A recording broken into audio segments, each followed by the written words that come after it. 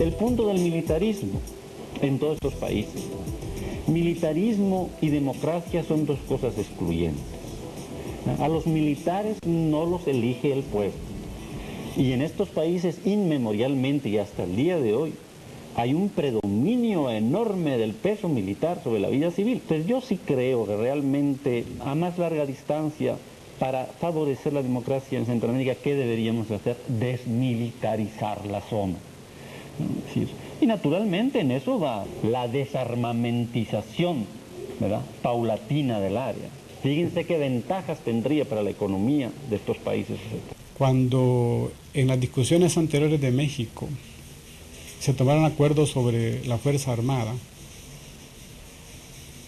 y se habló también de cortar la ayuda militar, el pueblo no se manifestó preocupado.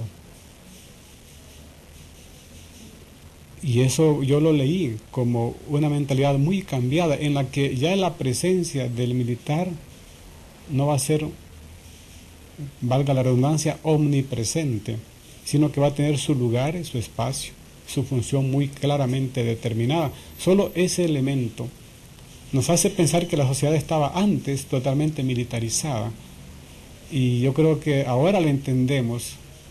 Antes parecía lo normal. Estamos en la cultura de la militarización. Hoy estamos comentando en la cultura de la civilidad. Y eso realmente es sorprendente como transformación de la conciencia colectiva.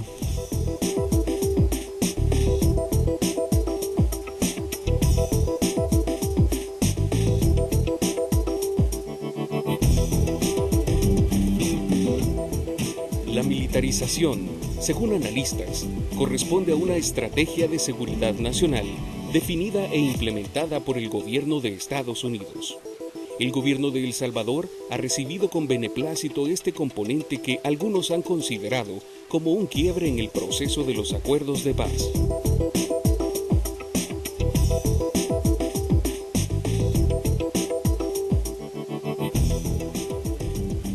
La separación entre defensa y seguridad pública es el logro político más importante, junto con el fin del papel de la Fuerza Armada como clase gobernante, que se logró en los 20 años de guerra y que se expresa en los acuerdos políticos que la terminaron. Sin embargo, en el 2009, el presidente Mauricio Funes facultó a la Fuerza Armada para apoyar a la Policía Nacional Civil en labores de seguridad pública. Según el gobierno, esta iniciativa responde al alto índice de violencia, homicidios y criminalidad que envuelven al país. Para analistas, esta dinámica responde a una estrategia que revela los intereses hegemónicos de gobiernos externos. Está respondiendo a una problemática general que no solo es de El Salvador. El crimen organizado y su regionalización es un tema latinoamericano y que en consecuencia afecta a Estados Unidos. Entonces la concepción de seguridad pública deberá ser una concepción, digamos, americana, ¿verdad? El asunto es que nadie dice que esa concepción la tenga que fraguar Estados Unidos o que sea nada más una hechura de Estados Unidos. Y hasta ahora Estados Unidos ha influido, creo yo, mucho, demasiado en la concepción de seguridad pública para América Latina. Lo cierto es que esto no es una práctica del Estado salvadoreño. Digamos, este último momento ya de militarización tan fuerte. Hay una tendencia regional que tiene que ver con políticas en las que interviene fuertemente el gobierno norteamericano, que define políticas regionales y que involucran a toda la región centroamericana, absolutamente a toda, desde Guatemala hasta Panamá, donde poco a poco cada uno de los estados ha ido dando leyes nuevas, ha ido definiendo políticas públicas, ha ido, bueno, Costa Rica, que es un estado que no tiene ejército, en este momento tiene una cantidad de buques de guerra de los Estados Unidos y se dice que todo tiene que ver con el combate al narcotráfico, pero también a la criminalidad organizada y en el Triángulo Norte con toda la problemática de las maras y las pandillas. Uno de los principales logros que se da con la firma de los acuerdos de paz, que es la subordinación del poder militar al poder civil. En la actualidad vemos cómo en toda la región hay una importante subsunción de lo civil a lo militar. Quizás el ejemplo más paradigmático es el caso de México, ¿verdad? En donde el combate al narcotráfico, a la delincuencia, al crimen organizado es llevado a cabo por fuerzas militares y no tanto por las fuerzas de seguridad pública, civiles. Y también vale la pena sacar la lectura del fracaso que esto ha supuesto en esta experiencia.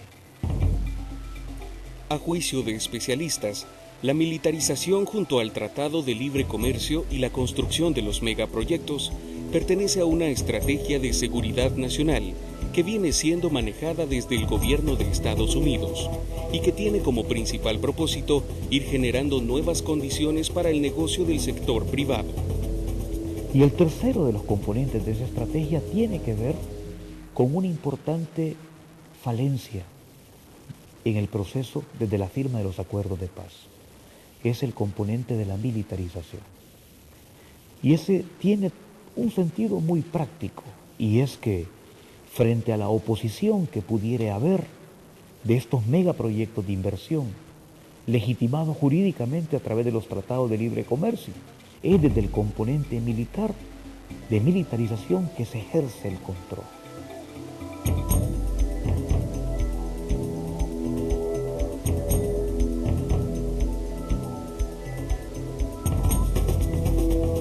El asunto es que no hemos caminado en 20 años en sintonía con el acuerdo de paz. O sea, lo que tenemos ahora es sencillamente una muestra de que caminamos de espalda al acuerdo de paz. Entonces, las soluciones que el acuerdo de paz planteaba en aquel momento son soluciones quizás no pertinentes para ahora.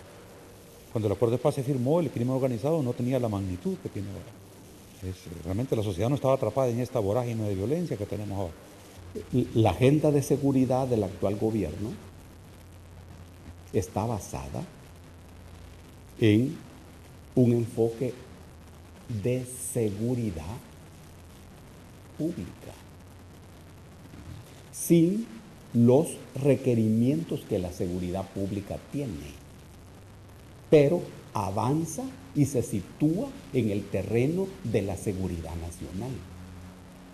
En el enfoque de la seguridad nacional, lo central resulta ser el Estado. Y eso es peligroso. Por eso la seguridad nacional es el enfoque de los imperios.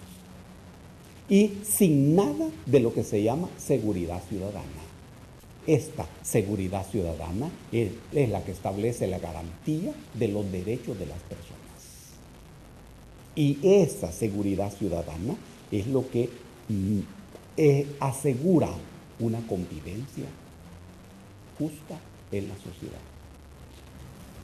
La agenda de la seguridad gubernamental cercena la seguridad ciudadana, reduce la seguridad pública a la policía y se nutre del concepto de la seguridad nacional.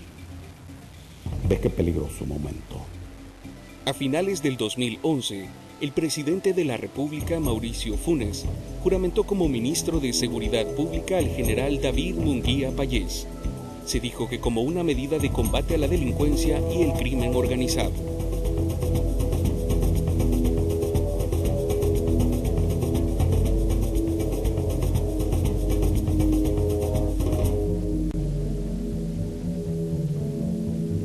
Una vez juramentado como nuevo ministro de Justicia y Seguridad, sabrá retomar la labor realizada hasta ahora y darle un nuevo impulso que estamos necesitando. De manera que nadie con buena intención piense que este nombramiento podría implicar una militarización de la seguridad pública, ni tampoco un retroceso en cuanto al espíritu de los acuerdos de paz. Mire, a simple vista se ve que un general, por mucho que esté de baja, es un militar, tiene formación militar. Y por mucho que se diga, no vamos a permitir que se militarice la seguridad pública, ya se está militarizando. Bueno, de hecho, está militarizada ya desde 2009, fuertemente militarizada. Y con la llegada de un general, lo que trae consigo es que el general pone en práctica lo que él ha aprendido. Él ha aprendido a hacer defensa nacional. Eso quiere decir combatir al enemigo. La Constitución dice que la seguridad pública estará ubicada en un ministerio aparte de la Fuerza Armada, estarán ubicadas en ministerios diferentes. Ese es un texto que lo único que refleja él es el espíritu de los acuerdos de paz y del legislador constituyente. Al decir, mire, estarán separados, implica entonces que cada uno tiene su propia filosofía, cada una tiene su propia manera de actuar y cada uno tiene su propia manera de formarse. Obviamente también cada uno tiene su propia misión en la vida nacional. Esto no es nuevo, porque el ejército se ha involucrado en esto repetidas veces. Los acuerdos de paz reconocen que el presidente puede llamar, y la Constitución, excepcionalmente a miembros del ejército y al ejército a colaborar en labores de seguridad, pero no podemos decir que esto sea excepcional, porque llevamos los gobiernos de Flores, el gobierno de Saca y el gobierno actual invitando a los militares a colaborar en temas de seguridad. Recurrir a la Fuerza Armada para misiones que no son propias en estricto sentido de ella, sino que en situaciones extraordinarias, pues yo creo que eso es una afrenta, una burla, una bofetada a las miles de víctimas que hubieron en el conflicto armado. Se trata de la independencia de la PNC. Con los pasos dados actualmente por Mauricio Funes, que asume la responsabilidad histórica de lanzar el régimen político de El Salvador hacia atrás en la historia, con esas decisiones, la PNC pierde su independencia.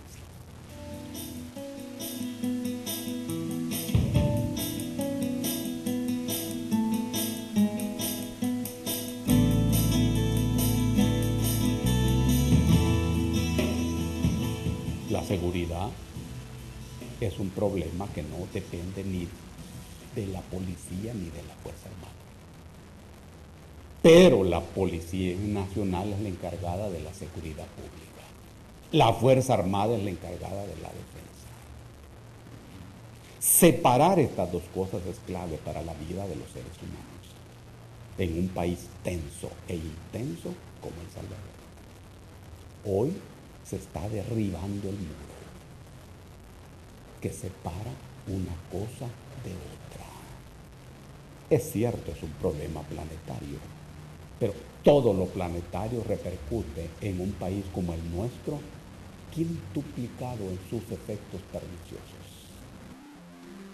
Para los analistas, que la población se sienta segura con los militares en la calle responde a un problema mediático y cultural que promueve resolver el crimen con el uso de la fuerza. Sin embargo, para los especialistas, este tipo de seguridad se reduce a un tipo de protección efímera que no garantiza una seguridad integral.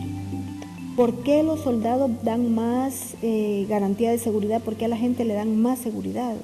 Porque los soldados están más dispuestos a resolver el problema al costo que sea. El soldado no negocia, el soldado no dialoga, el soldado dispara.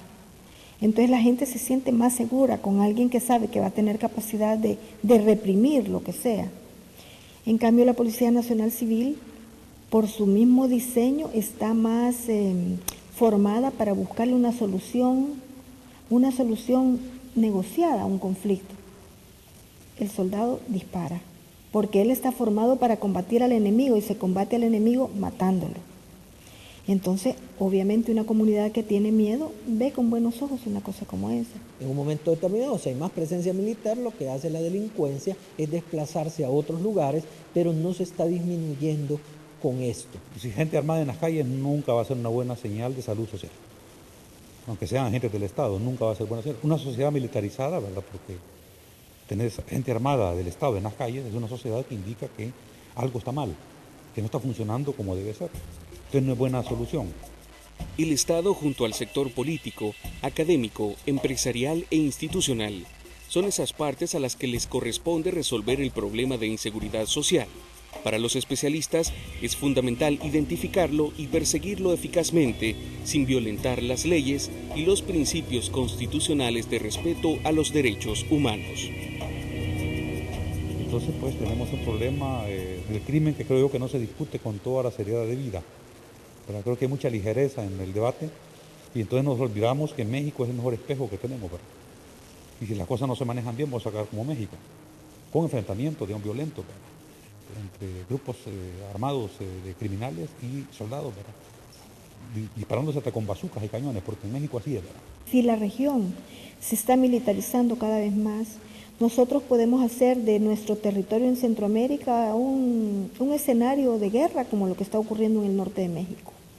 En el norte de México, donde hay grandes zonas, antes importantes zonas comerciales, en este momento son pueblos fantasmas, porque ahí hay combates entre los cárteles del narcotráfico y el ejército. Entonces yo no creo que El Salvador, siendo un país tan pequeño, no nos podemos dar el lujo de hacer de esto un escenario de fuego.